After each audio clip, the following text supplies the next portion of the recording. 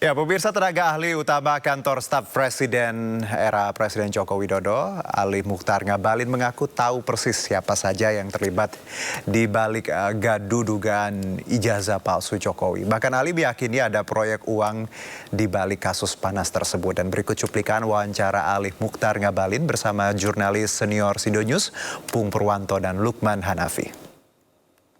Jadi begini, saya datang juga ke Pak Jokowi, kemudian sempat juga saya ngobrol dengan beliau soal ini. Ini orang-orang ini luar biasa loh. Dalam sejarah dunia, sejarah pemerintahan, sejarah politik di dunia, Jokowi itu wali kota 2 periode, gubernur, presiden 2 periode. Bagaimana bisa ada yang menuduh itu jadi ijazahnya ijazah palsu? Ini jadi orang itu harus beretika lah dalam hal cari makan, gitu loh. Jadi maksud apa orang itu gak ada etikanya? Udah cari makan dengan gaya yang halalan dan toyiba. Masa cari makan dengan gaya menghujat dan mencaci maki orang itu di mana ceritanya? Loh, tapi orang top loh itu.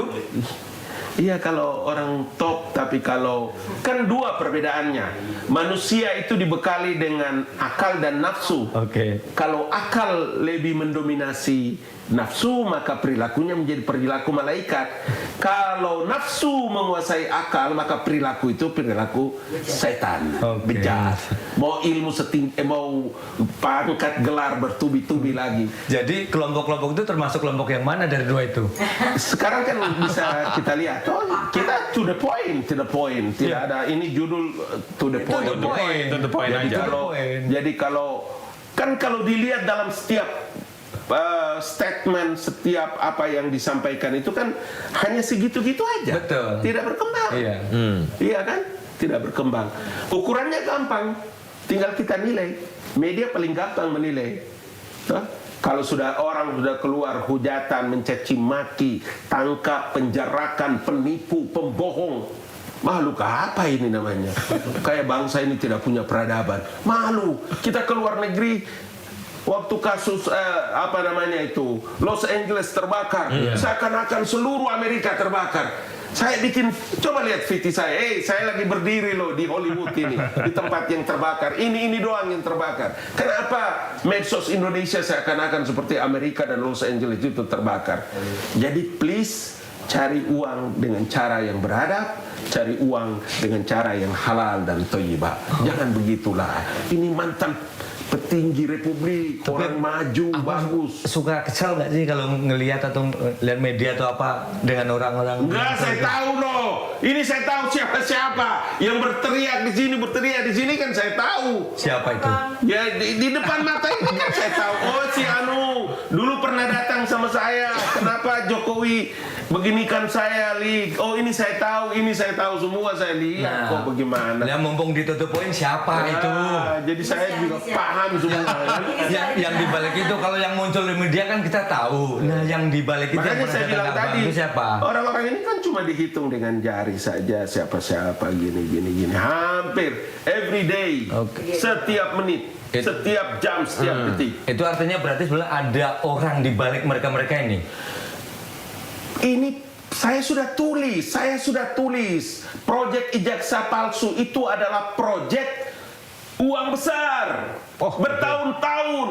Berapa tahun coba itu? Indonesia urusan yang begitu kan sudah sangat profesional. Saya karena ya Mas Pung ya, kan kita guru besar, ini profesor bukan provokator ini. Jadi saya tidak bisa, saya hanya bisa berteriak di sini ya kalau diperlukan, kalau enggak saya nulis. Gitu, makanya karena abang profesor, kami sih nanya ini to the point aja nih bang, siapa sih bang gitu loh. Kalau saya nggak tahu. Siapa itu yang sudah dilaporin, sudah mulai diperiksa kan? Kita tunggu aja nanti bagaimana. Saya juga berharap ini menjadi satu pelajaran penting. Orang seperti Presiden ke-7 Joko Widodo yang seumur saya ada di kantor Istana Kepresidenan, di kantor staf Presiden, tidak pernah sedikit pun pandangannya atau gesturnya yang marah, yang apa sama saya tidak pernah. Begitu teduhnya memimpin, punya kearifan, kemampuan leadershipnya luar biasa. Kok bisanya ya? Tidak mungkin, ini pasti ada satu perkara yang yang sangat melukai relung-relung hatinya. Waduh, itu dia. Mudah-mudahan Allah berikan hadiah keberkahan supaya bisa ada kesadaran. Tapi kalau begini tinggal ya kita tunggu aja, kalau nanti di Salemba kita datang atau di Sukamiskin kita juga tengok, atau di sana Tangerang atau gitu kita datang aja. Ya urusannya sudah masuk di ranah yang tidak bisa kita punya tangan ada di situ. Bayangkan orang sekelas Joko Widodo harus tenteng-tenteng ijazahnya datang ke Polda dan lain-lain segalanya. Kan lucu. Orang itu semua, teman-teman saya dari luar negeri juga tanya, brother, ini bagaimana ini? Udah ente dengar dari saya, apa yang saya bicara ini kepastiannya tidak usah Anda ragu. Please. Gitu. You trust me, kau harus percaya sama saya. Oh, jadi luar negeri juga memperhatikan juga ya kasus ini. Jadi bayangkan, abang harus menjelaskan itu ke mereka. Bayangkan hampir di setiap medsos itu menjelaskan dalam hitungan waktu mungkin minggu depan Jokowi akan ditahan, akan dipenjaraan dan macam-macam ngomongnya. Kan geger kan? Iya. Di dunia internasional begitu dipuja dan diagung-agungkan seorang Joko Widodo, putra Indonesia yang luar menggetarkan dunia, Pak. Brother.